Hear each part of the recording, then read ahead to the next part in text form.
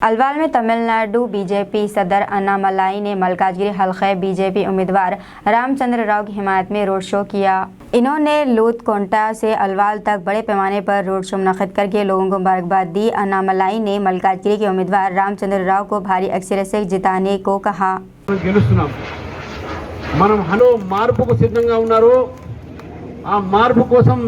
మల్కాజ్గిరి తయారై ఉంది।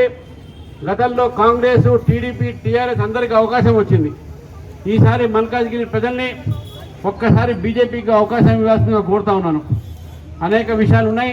మన అన్నమలై గారు మన ముందు ముఖ్య అతిథిగా వచ్చారు, వారు మన ముందు మాట్లాడతారు। பெரியவர்களே, தாய்மார்களே,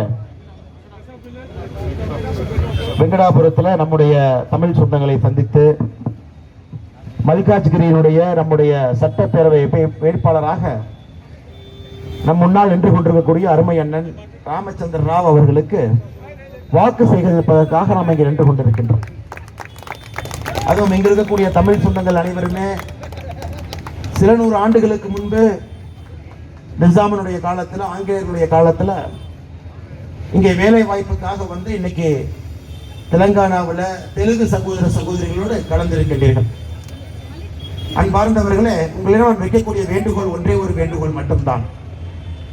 கடந்த 10 ஆண்டுகளாக தெலுங்கானா மாநிலத்தில் டிஆர்எஸ் ஆட்சியை பார்த்து கொண்டிருக்கின்றோம்।